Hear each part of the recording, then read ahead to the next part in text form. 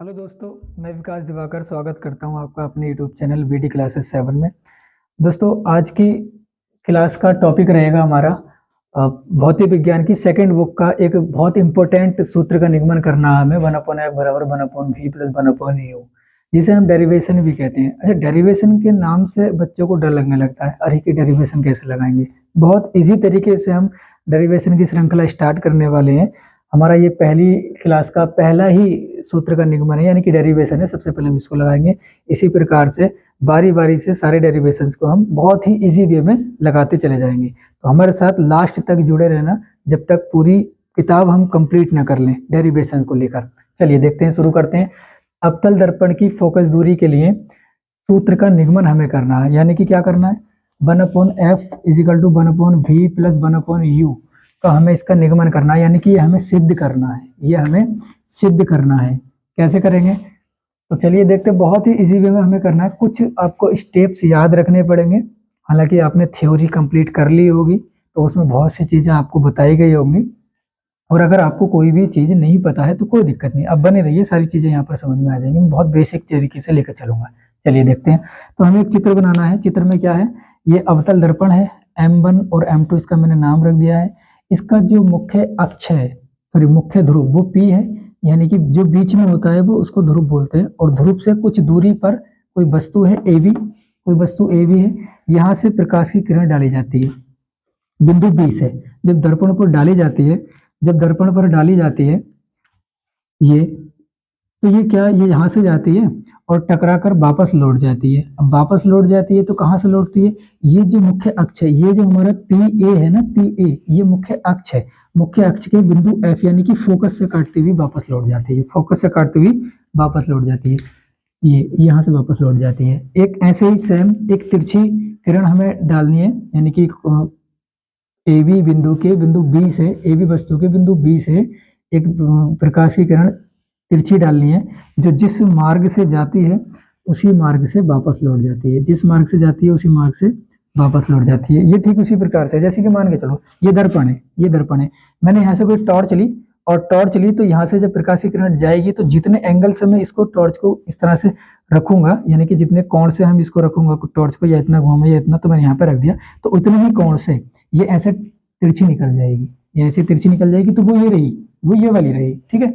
और ऐसे ही मैं एक सीधी मारूंगा, सीधी, ये मान के चलो दर्पण है, और यहाँ से मैं एकदम सीधी डालूंगा, तो ये जिस मार्ग से जाएगी उसी मार्ग से वापस जाएगी, जिस मार्ग से जाएगी उसी मार्ग से वापस लौट जाएगी।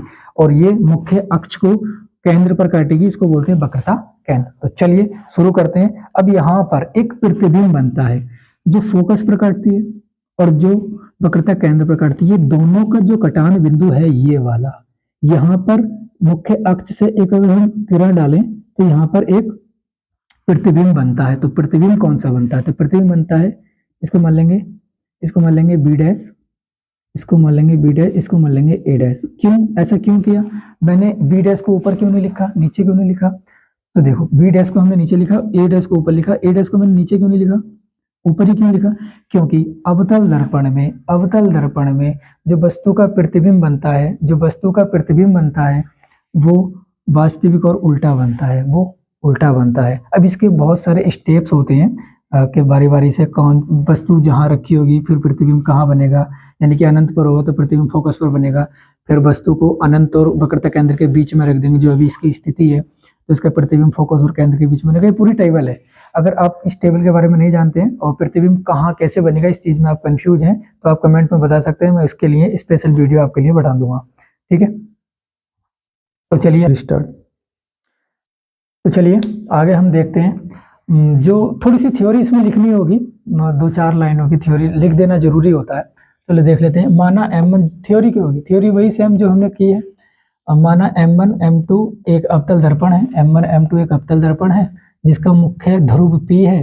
अच्छा, ध्रुव से ही सारी दूरियां मापी जाती हैं, बता देंगे कौन सी दूरियां, P से U तक, U दूरी पर। अब U दूरी कहाँ है, तो सर U दूरी यह है।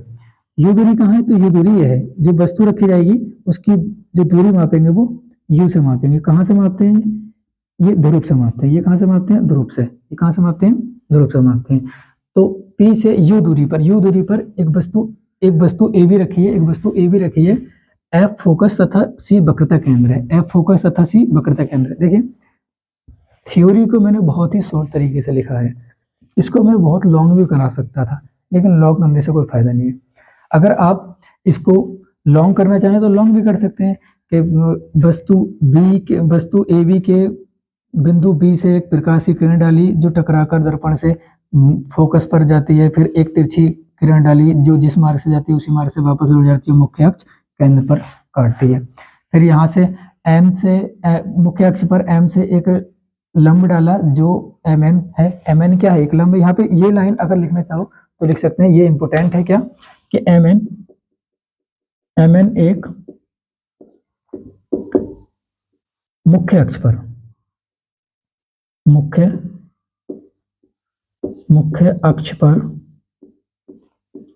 अक्ष पर लंब है या लंब डाला है? लंब डाला है। ओके, बस इतना। अब देखते हैं हमें दूरियां किसको किससे शो करते हैं। तो वस्तु की दूरी को यू से शो करते हैं।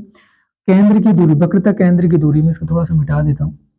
वक्रता केंद्र की दूरी को हम आर से शो करते हैं। दूरियां कहाँ से मापेंगे? ध्रुव से ही मापी जाती हैं। दूरियां ध्रुव से ही मापी जाती हैं। अच्छा, ये क्या है? ये प्रतिबिंब है। तो यहाँ से लेकर यहाँ तक की दूरी को किससे शो करेंगे? यहाँ से लेकर यहाँ तक की दूरी को प्रतिबिंब की दूरी को वी से शो करते हैं। ये चीजें तो आपको पता होंगी, वी से शो करते हैं। और फोकस दूरी को एफ से ही शो करते हैं। मैं यहाँ पर दूरियां कुछ लिख देता हूँ आपके लिए ताकि आपको बाद में प्रॉब्लम ना हो। जैसे वस्तु की दूरी मैं नोट में करके लिख देता हूँ, हालांकि ये पेपर में नहीं लिखनी है आपको, नोट में करके। वस्तु की दूरी पी ए बराबर यू। प्रतिबिंब की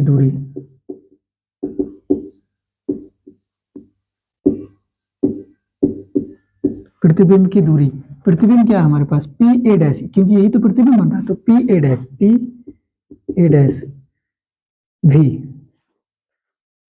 फोकस दूरी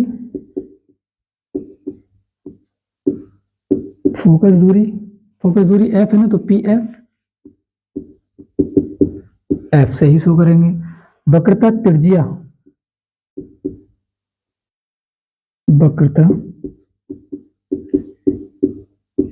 त्रिज्या तो पी सी आर लिख देंगे। बट एक चीज ध्यान रखना, क्या कि अवतल दर्पण में सारी दूरियां माइनस में ली जाती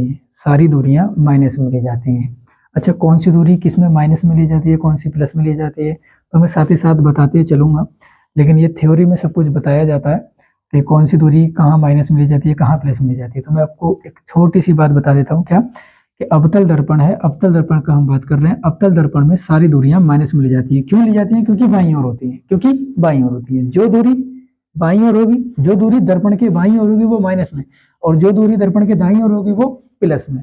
ध्यान रखना, ये की पॉइंट है। क्या दर्पण से बाईं ओर जितनी भी दूरी होंगी माइनस में, और दर्पण के दाईं ओर होंगी तो वो प्लस में। इधर माइनस, इधर प्लस, इधर तो कोई दूरी इसमें है नहीं, तो सारी दूरियां माइनस में जाएंगी। तो ये भी माइनस, ये भी माइनस, ये भी माइनस और ये भी माइनस। चलिए बात करते हैं आगे। अब हम बात करेंगे त्रिभुजों की, है ना। तो त्रिभुज की बात करेंगे, त्रिभुज ए बी सी। क्यों करेंगे? क्योंकि हमें त्रिभुज देखने हैं। त्रिभुज होते हैं इसमें समकोणिक का मतलब समकोण भी होंगे उसमें और आमने सामने भी होंगे। समकोण भी होंगे, आमने सामने। अब कोई जरूरी नहीं है कि समकोणी हो तो आमने सामने हो, समकोण त्रिभुज होने चाहिए, है ना। और समरूप होने चाहिए, ये भी जरूरी है। तो समकोण और समरूप दोनों होने चाहिए। क्या समरूप कैसे होते हैं? समरूप होते हैं कि जिनकी आकृति एक जैसी होती है, बड़े या छोटे हो कोई मतलब नहीं, आकृति सेम होनी चाहिए। बड़े या छोटे हो कोई मतलब नहीं, आकृति सेम होनी चाहिए, समरूप कहलाते हैं। जैसे एक ही सांचे की कुर्सियां, चेयर्स होती हैं, एक ही सांचे की सेम चेयर्स हैं, तो वो आपस में समरूप हैं। बड़ी छोटी हो सकती हैं, कोई दिक्कत नहीं, लेकिन चेयर्स, लेकिन अलग अलग डिजाइन की कुर्सी अलग अलग होंगी, वो समरूप नहीं होंगी। जैसे मैं बताऊं किसकी? इस बोर्ड की अगर मैं बात बताऊं तो ये बोर्ड भी इसके जैसा एक और बोर्ड, तो वो भी क्या होगा? समरूप होगा। बोर्ड की आकृति बनावट सभी जैसी होगी। अच्छा, एक चीज और, ये मार्कर देख लीजिए, ये मार्कर है।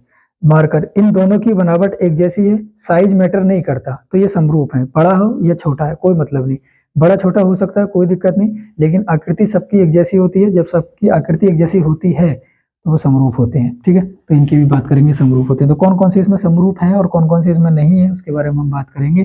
तो बात करते हैं, इसमें 4 त्रिभुज बन रहे हैं, कौन कौन से, ए बी सी, एक हो गया, A B C, A B C, A B C, ये हो गया एक, A dash B dash C, 2 हो गए, A dash B dash C, 2 हो गए। ये दोनों एक दूसरे के आमने सामने हाँ है, दोनों की आकृति एक जैसी है, ये भी ऐसी बन रहा है, ये भी ऐसी बन रहा है, लेकिन बड़ा छोटा हो कोई दिक्कत नहीं, समरूप है काफी है। दोनों की आकृति एक जैसी है तो इसका मतलब समरूप है और समकोण है, क्योंकि ये भी 90 डिग्री, ये भी 90 डिग्री, यहाँ पे भी 90 डिग्री बन रहा है, यहाँ पे भी 90 डिग्री बन रहा है। ठीक है, दोनों समरूप हो गए। अब एक और दो और बन रहे हैं, कौन कौन से, ए डैश बी डैश एफ, एक त्रिभुज ये, एम एन एफ, एक त्रिभुज ये, 2 त्रिभुज, यानी कि 4 हो गए। तो चारों की हम बात करेंगे। तो पहले इन दोनों की बात करेंगे, इन दोनों की। तो किस में बात करेंगे, त्रिभुज ए बी सी तथा त्रिभुज ए डैश बी डैश सी, ए डैश बी डैश सी समकोणिक हैं, समकोणिक हैं। ठीक है, जब समकोणिक हैं तो इनकी भुजाओं, इनकी संगत भुजाओं का अनुपात बराबर होता है, इनकी संगत भुजाओं का अनुपात बराबर होता है। त्रिभुज जब समरूप होते हैं तो इनकी संगत भुजाओं का अनुपात बराबर होता है। संगत भुजाओं का अनुपात का मतलब क्या, इसका लंब बटे इसका लंब बराबर इसका आधार बटे इसका आधार। ठीक है, चलिए देखते हैं तो कैसे, ए बी सी और ए डैश बी डैश सी, तो ए बी मतलब इसका लंब ए बी बटे इसका लंब ए डैश बी डैश, ए डैश बी डैश बराबर इसका आधार क्या, ए सी या सी है, ए सी या सी है, एक ही बात है, तो ए सी लिख लो बटे ए सी बटे सी ए डैश, सी ए डैश, इसका आधार यहाँ तक हो गया, इसका आधार यहाँ तक हो गया। ठीक है, समीकरण 1 मान लीजिए, समीकरण 1। अब बात करेंगे दोनों त्रिभुज की। तो A dash B dash F, A dash B dash F तथा त्रिभुज M N F, M N F में क्या समकोणिक लिख देते हैं, पूरे लिख देते हैं, एम एन एफ समकोणिक हैं।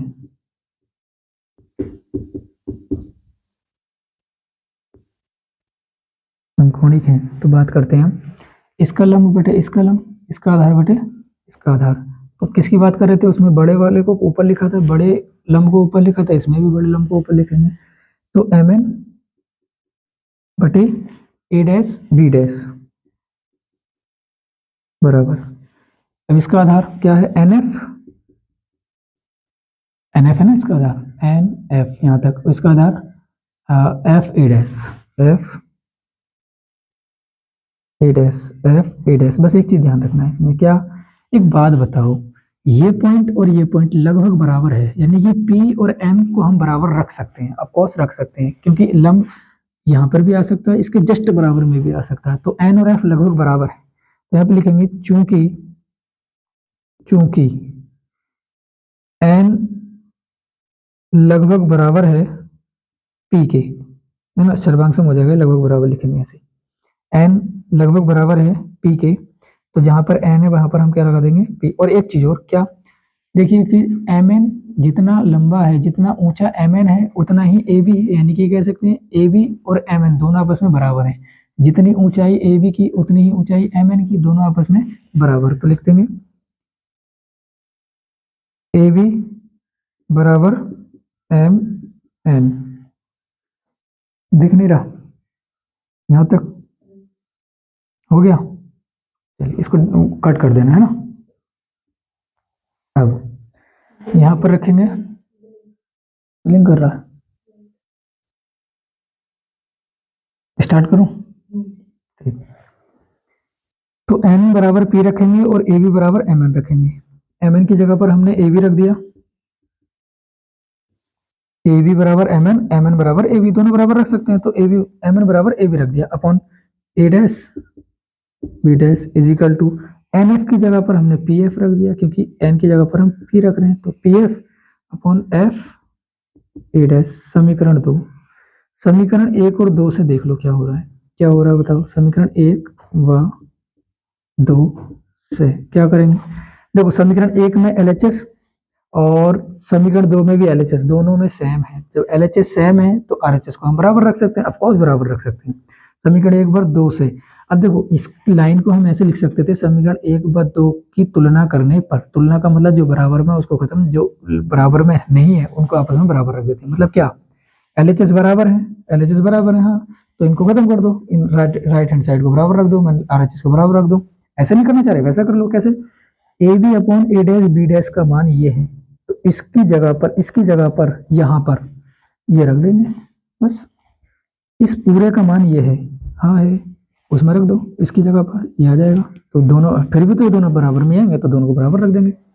तो AC अपॉन CA डैश बराबर PF अपॉन FA डैश, ठीक है, बस। चलिए यहाँ तक हो गया।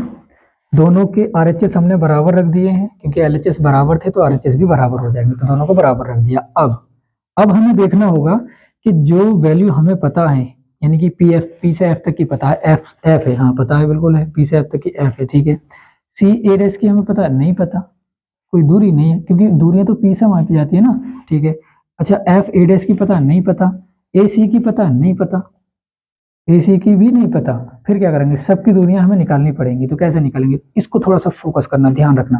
देखो कैसे करेंगे, हमें A से C तक की दूरी निकालनी है। A से C तक की दूरी निकालने के लिए हमें क्या करना होगा, हमें एक बात बताओ, P से C तक की तो पता है, हाँ पता है, P C तक की तो पता है, हाँ पता है, R है।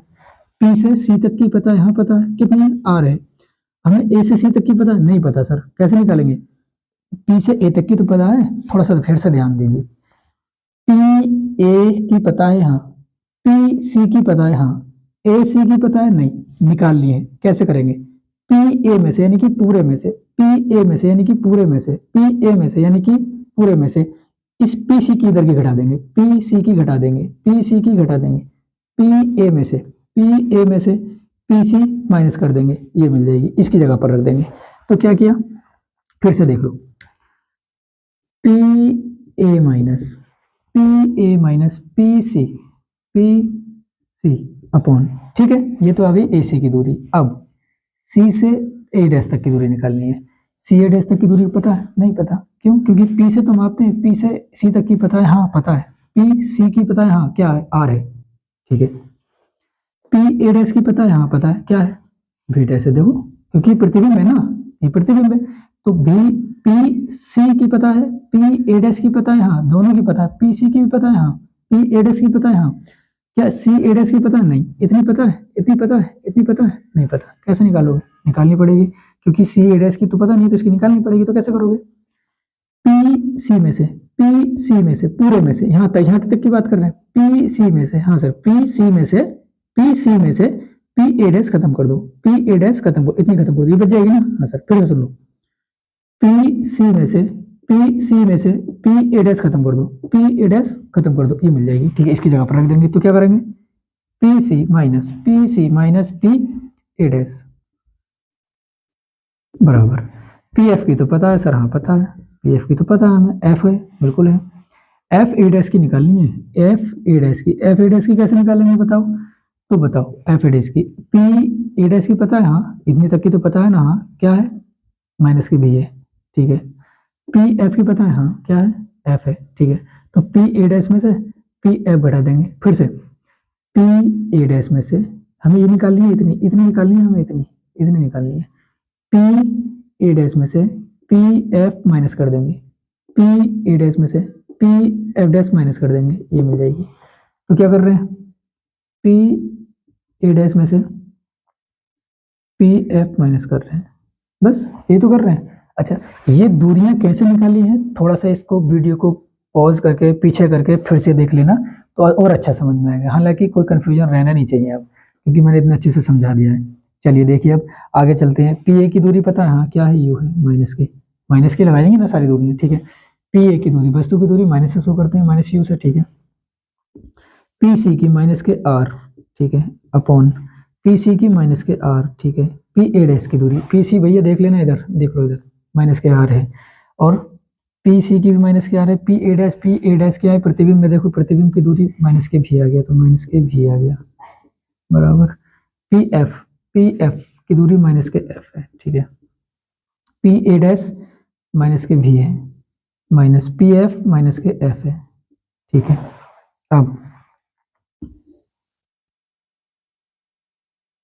अब कैसे करेंगे देख लीजिए, माइनस के चिन्हों की गुणा कर लेते हैं। माइनस का यू ऐसे ही रहेगा, माइनस माइनस प्लस हो जाएगा, प्लस आर अपॉन माइनस के आर, और minus minus plus B, minus minus plus B हो जाएगा, इजिकल टू, और ये आ जाएगा माइनस के एफ अपॉन माइनस का V minus minus plus F, ठीक है। हम एक रिलेशन जानते हैं, आर इजिकल टू 2f, बताओ जानते हो? हाँ, होता है, आर इजिकल टू 2f होता है। आर की जगह पर 2f हम लगा सकते हैं, ये चूंकि का चिन्ह है, ये चूंकि का चिन्ह है, क्योंकि हम जानते हैं आर इजिकल टू 2f होता है। जहां पर आर होगा वहां पर 2f लगा सकते हैं, और जहां पर 2f है वहां पर हम आर लगा सकते हैं। तो हमारे पास आर है, और आर का हमें जरूरत भी नहीं है, आर का हमें जरूरत भी नहीं है, क्योंकि हमें एफ यू वी का मान निकालना है। चलिए देखते हैं क्या देखना है। आर की जगह पर 2f और आर की जगह पर 2f, यहाँ पर गलती कर रहे हैं हम, 2f plus V minus F plus minus U V plus U. Cross multiply करेंगे हम।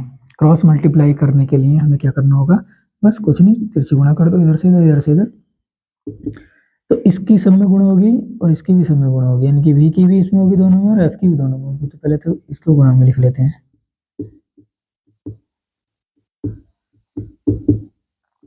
माइनस का, अब इसकी इधर होगी तो इधर पहुंच जाएगा, ब्रैकेट में लिख लो इसको। इसको ब्रैकेट में क्यों नहीं लिखा, सिंगल पद है, कैसे लिख दो ब्रैकेट में, जरूरी नहीं है लिखना। अब इनकी आपस में हमें मल्टीप्लाई करनी है, इनकी आपस में हमें मल्टीप्लाई करनी है। एक मिनट, इधर भी ध्यान देते रहना, ये रिसीव। तो चलिए देखते हैं, इनकी मल्टीप्लाई करेंगे हम। तो सबसे पहले माइनस की यू की करेंगे दोनों में, फिर 2f के दोनों में करेंगे। थोड़ा सा देख लेते हैं स्पीड से, क्योंकि वीडियो थोड़ा लंबा हो रहा है इसलिए। तो माइनस के यू की माइनस के वी से करेंगे, तो माइनस, ये मैं हटा देता हूँ ताकि आप माइनस ना समझो, माइनस माइनस प्लस, और प्लस आगे लगाते नहीं है, मैंने आपको दर्शाने के लिए लगा दिया, हटाने वाला हूँ मैं। तो माइनस माइनस प्लस यू की वी से करेंगे तो यू वी, ठीक है। फिर माइनस के यू की प्लस एफ से करेंगे, तो माइनस प्लस माइनस यू के एफ से करेंगे तो यू एफ, ठीक है। इसकी हो गई, इसकी हो गई, अब 2f की करेंगे दोनों में, तो प्लस माइनस, पहले चिन्हों की करते हैं, plus minus minus, plus minus minus, 2f की v से करेंगे 2fv, और प्लस प्लस प्लस 2f की f से करेंगे तो 2f स्क्वायर। अब देखिए, अगर इसमें कुछ संख्याएं होती, u v f नहीं होते, कुछ संख्याएं होती तो डायरेक्ट हम पहाड़ा पढ़ लेते। अब ये तो चार पद है, तो इनकी तो गुणा ऐसी होगी, तो साथ में ले लेते हैं। अगर अचर होते, मतलब जो संख्याएं होती हैं उनकी पहाड़ा पढ़ लेते हैं, इनको कोई पहाड़ा होता नहीं है, तो इनकी आपस में ऐसी रख लेंगे। अब इसकी करेंगे माइनस के एफ की सब में करेंगे दोनों में, तो माइनस माइनस प्लस एफ की 2f से करेंगे 2f स्क्वायर, और माइनस प्लस माइनस एफ की v से करेंगे तो एफ भी आ जाएगा, ठीक है। अब देखो, प्लस आगे लगाना जरूरी नहीं है। जब कोई भी पद, कोई भी पद, कोई भी संख्या अगर सिंगल है और स्टार्टिंग में है, तो उसके आगे कोई संख्या नहीं है, उसके आगे कोई संख्या नहीं है, तो प्लस लगाना जरूरी नहीं है। अब ये है, इसके आगे कोई संख्या नहीं है तो प्लस लगाना जरूरी नहीं है, मैंने हटा दिया। इसके आगे भी कुछ नहीं है, कोई संख्या नहीं है, तो प्लस लगाना जरूरी नहीं है, ठीक है। चलिए अब एक चीज और, इन सब पद को इधर लेके आएंगे तो ये प्लस का वो माइनस का हो जाएगा, जो माइनस का वो प्लस का हो जाएगा, तो ये 2f इधर आके माइनस का हो जाएगा, तो प्लस का 2f स्क्वायर और इधर आके माइनस का 2f स्क्वायर, तो आपस में कैंसिल हो जाएंगे। इसलिए जब इक्वल के लेफ्ट साइड में और इक्वल के राइट साइड में, इक्वल के लेफ्ट साइड में और इक्वल के राइट साइड में दोनों एक ही जैसे चिन्ह होते हैं, तो वो आपस में कैंसिल हो जाते हैं। जैसे कि 2f स्क्वायर ये प्लस का है और ये 2f स्क्वायर ये भी प्लस का, दोनों को आपस में कैंसिल कर दो, कोई प्रॉब्लम? नो ही प्रॉब्लम, कोई प्रॉब्लम नहीं है। अब जो बचा उसको लिख लो। अच्छा, कोई ऐसे पद हैं जो सेम है? हाँ है, कौन से? देखो 2f भी है, एक f भी है, इसको इधर उठा लो, कोई दिक्कत नहीं। तो यहाँ पे लिख लेते हैं u v ऐसी रहेगा, माइनस यू एफ और माइनस का 2f v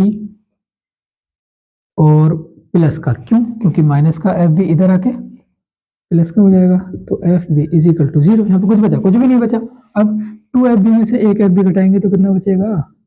क्योंकि एक प्लस का एक माइनस का तो घटेगा, ये जाहिर सी बात है। लेकिन 2FB में से एफ बी घटाएंगे, घटेगा, लेकिन माइनस का बड़ा है, माइनस का आएगा, F B is equal to 0। ठीक है, अब क्या करना है हमें? क्या करना है बताओ?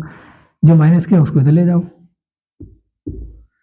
बराबर, तो जो माइनस के इधर जाके प्लस के पहुंच जाएंगे, तो यू एफ और ये भी जाएगा एफ वी। ये प्लस के कैसे आ गए? अरे भाई माइनस के हैं, इधर बराबर हो जाएंगे तो प्लस के हो जाएंगे, चिन्ह परिवर्तन हो जाता है। ठीक है, चलिए, जो प्लस का वो माइनस का हो जाता है, माइनस का वो प्लस का हो जाता है। अब हमें क्या करना है? हमें फॉर्मूला कौन सा सिद्ध करना है? ये वाला। कि सर अभी तक फॉर्मूला नहीं आया। आ जाएगा भाई, मैं समझा रहा हूँ, इसमें थोड़ा सा टाइम लग रहा है ना, बाकी आप खटाखट कर देंगे, जल्दी जल्दी कर देंगे, मतलब जब आपके समझ में अच्छे से आ जाएगा। तो क्या करेंगे? दोनों पक्षों में हमें यू वी एफ से भाग करनी है। दोनों पक्षों में यू वी एफ से भाग देने पर चलिए देते हैं। भाग देने का मतलब यू वी एफ दोनों पक्षों में दे देंगे, बटे में लगा देंगे, इसके बटे में भी और इन दोनों के बटे में भी। तो U V upon U V F is equal to U F upon U V F plus F V upon U V F. जो कट रहा है उसको काट लेते हैं, जो बच रहा है उसको बचा लेते हैं। तो यू वी से 1 टाइम जाएगा, मतलब एक बार जाएगा, यू वी कम यू वी एक बार जाएगा, यू एफ से यू एफ जाएगा, एफ वी से एफ भी चला जाएगा, एक बार जाएंगे। तो 1 अपॉन एफ की गुणा 1 से करेंगे तो गुणा में, तो 1 एफ ही आएगा, और यहाँ पर 1 अपॉन ये भी तो एक बार जाएगा, तो 1 अपॉन वी प्लस 1 अपॉन यहाँ पर बचेगा यू, क्योंकि ये भी एक बार जाएगा। और ये मैं थोड़ा सा ऊपर लिख देता हूँ, ये आ गया आपका सूत्र निकल कर। यहाँ पर लिख सकते हैं सिद्ध हुआ।